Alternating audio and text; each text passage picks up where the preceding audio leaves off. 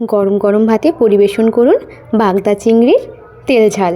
নমস্কার বন্ধুরা, ঘরোয়া স্বাদে বেঙ্গলি রান্না চ্যানেলে আপনাদের স্বাগত জানাই। আজকের রেসিপিটি হলো বাগদা চিংড়ির তেল ঝাল। মাছে ভাতে বাঙালিরা কিন্তু সব মাছই খুব চেটেপুটে এবং তৃপ্তি করে খায়। তো চলুন রেসিপিটি কিভাবে করেছি সেটাই দেখাই। চিংড়ি মাছগুলোকে ভালো করে ধুয়ে খোসা ছাড়িয়ে নিয়েছি এবং লবণ হলুদ মাখিয়ে নিয়েছি। আর নিয়েছি পেঁয়াজ বাটা, রসুন বাটা আর আদা বাটা। এই সামান্য কয়েকটি উপকরণ দিয়েই কিন্তু এই তেল ঝালটি করব। প্রথমে গ্যাসে কড়াই অলরেডি বসিয়ে দিয়েছি। দিয়ে দিলাম সামান্য সর্ষের তেল। দেওয়ার পর একে একে করে বাগদা চিংড়িগুলোকে দিয়ে দিচ্ছি। আগে ভালো করে তেলে ভেজে নিতে হবে। আমি এখানে সর্ষের তেলেই করেছি, আপনারা চাইলে সাদা তেলেও করতে পারেন। কিন্তু কি জানেন তো, সর্ষের তেলে করলে না স্বাদটা দ্বিগুণ হয়ে যায়। যার জন্যে আপনারা কিন্তু সর্ষের তেলেই করবেন, তাহলে দেখবেন এর স্বাদ কিন্তু একদম দ্বিগুণ হয়ে যাবে। তো এখন ভাজা প্রায় হয়ে গেছে। একটি পাত্রে আস্তে আস্তে করে সব বাগদা চিংড়িগুলোকে তুলে নিচ্ছি। আপনারা যদি বাগদা চিংড়ি না পান, এমনি বড় চিংড়ি দিয়েও কিন্তু এরকম করতে পারেন, তাহলে দেখবেন খেতেও বেশ ভালোই লাগবে। তারপরে ওই কড়াইতেই সামান্য একটু সর্ষের তেল দিয়ে দিলাম। সর্ষের তেল একটু গরম হয়ে গেলেই দিয়ে দিচ্ছি পেঁয়াজের বাটা। পেঁয়াজ বাটা দেওয়ার পর একটু নাড়িয়ে চাড়িয়ে দিয়ে দিলাম রসুন বাটা।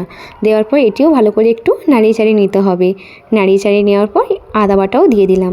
দেওয়ার পর এটিকেও ভালো করে নাড়াতে হবে, যেহেতু আদা থেকে তেল ঠিকরোয়, ওই জন্যে দিয়ে দিলাম 2 টেবিল চামচ মতো হলুদের গুঁড়ো। দেওয়ার পর দিয়ে দিলাম স্বাদ অনুযায়ী লবণ। আপনারা যে যার স্বাদ অনুযায়ী কিন্তু লবণটি দেবেন। আর দিয়ে দিচ্ছি 1 টেবিল স্পুন মতো লাল লঙ্কার গুঁড়ো। দেওয়ার পর ভালো করে নাড়িয়ে চাড়িয়ে সামান্য একটু জল দিয়ে দিচ্ছি, কারণ নিচে লেগে যাওয়ার চান্স থাকতে পারে। তাই অল্প একটু সামান্যই কিন্তু জলটা দিলাম। জল দেওয়ার পর ভালো করে বেশ করে কিন্তু কষাতে হবে। কষানোর কাছেই আছে কিন্তু আসল ম্যাজিক রান্নার। তো ভালো করে কষানোর পর দেখুন কি সুন্দর গ্রেভি থেকে তেল ছাড়ছে। আরও কিন্তু আমি 2 থেকে 3 মিনিট লো টু মিডিয়াম ফ্লেমেই কিন্তু এটিকে কষাচ্ছি। তারপরে দিয়ে দিলাম গরম মশলার গুঁড়ো। দেওয়ার পর ভালো করে নাড়িয়ে চাড়িয়ে নিচ্ছি। এবার পরিমাণ মতো একটু জল দিয়ে দিলাম। জল দেওয়ার পর এটিকে কিন্তু 5 থেকে 7 মিনিট একটু ফোটাতে হবে। জল যতক্ষণ না ভালো করে ফুটছে ততক্ষণ কিন্তু মাছগুলো দেবো না। এখন দেখুন প্রায় অনেকটাই ফুটে এসেছে। তো এখন চিংড়ি মাছগুলো দিয়ে দিচ্ছি।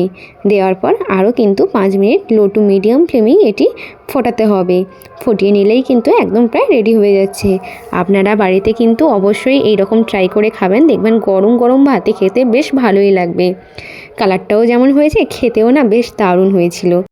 রেসিপিটি যদি ভালো লেগে থাকে অবশ্যই কিন্তু লাইক, কমেন্ট, শেয়ার এবং সাবস্ক্রাইব করে পাশে থাকার অনুরোধ রইল। দেখা হবে নতুন একটি রেসিপি নিয়ে। সবাই ভালো থাকবেন, সুস্থ থাকবেন। ধন্যবাদ।